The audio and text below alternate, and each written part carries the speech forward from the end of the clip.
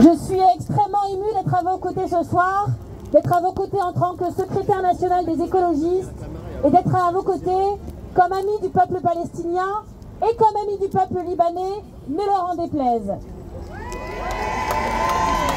Oui, les Palestiniens, oui les Libanais ont énormément d'amis dans le monde, partout dans le monde.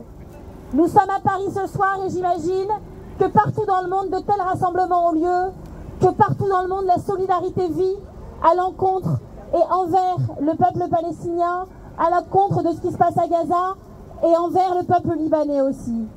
Nous sommes ensemble, mais c'est terrible parce que ça ne suffit pas. Je pense que ce que l'on partage, outre cette fierté d'être solidaire du peuple palestinien et du peuple libanais, c'est cette impuissance. Et cette impuissance, elle est terrible parce que ça fait 1 an qu'on manifeste et que ça fait 1 an que l'abjection continue. Ce qu'ils ne veulent pas que l'on dise, on continue, on continuera à le raconter. Ce qu'ils ne veulent pas qu'on voit, on continue. Et on continuera à le diffuser. Mais à quel prix? Mais à quel prix? Ce qu'est en train de faire l'armée israélienne est très simple. Ils testent les limites de l'acceptabilité internationale de ce qu'ils ont entrepris à Gaza, de ce qu'ils entreprennent maintenant au Liban. Et il semble, je ne parle pas de vous ici évidemment, mais il semble que pour beaucoup de dirigeants, ces limites soient infinies. Jusqu'où iront-ils? Jusqu'où iront-ils en Israël? Jusqu'où les responsables politiques du monde entier laisseront-ils faire? Parce que oui, ils laissent faire. À quel moment est-ce courageux de demander l'arrêt de livraison d'armes dans le cadre d'un génocide? À quel moment Emmanuel Macron, qui dit tout à l'heure quelque chose de très courageux, il a dit « Maintenant, il faut écouter l'ONU ». Au bout d'1 an, le président de la République française dit « Attention, il faut écouter l'ONU ». De qui se moque-t-il? Ça fait 1 an que ça dure. Ça fait 1 an que ça dure.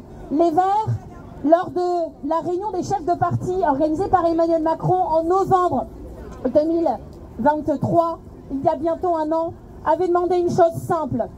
Outre toutes les revendications qu'on porte ensemble, on avait demandé l'entrée d'enquêteurs de la Cour pénale internationale à Gaza. Est-ce que c'est courageux de demander ça? Bah alors, je recule. Est-ce que c'est courageux de demander ça? Non. À qui ça coûte? À personne. Pourquoi ils ne veulent pas? Pourquoi ils ne veulent pas? Parce que mettre des enquêteurs de la Cour pénale internationale à Gaza, ça permet une chose, de combattre l'impunité. S'ils savaient qu'ils sont regardés, s'ils savaient qu'ils paieront pour les crimes, s'ils savaient que la vérité se fera, se permettrait-il de tels crimes? Non. Non. C'est pour ça qu'il faut continuer à se battre pour ça. Il faut penser au courage infini des personnes qui subissent cela et de celles qui continuent à se battre pour la vérité, des quelques journalistes qui restent sur place et des citoyens transformés en journalistes pour que l'on sait, pour qu'on le sache. Donc oui, on va se continuer pour dire ce qu'ils ne veulent pas qu'on dise, pour diffuser ce qu'ils ne veulent pas qu'on voit. Quelqu'un ne veut pas que vous entendiez non plus ce soir. Je recule. Je vais donc terminer. Oui, on va continuer de se battre pour raconter ce qu'ils ne veulent pas qu'on raconte, pour diffuser les images qu'ils ne veulent pas qu'on voit. On sent extrêmement impuissant à ne faire que ça, mais on est là.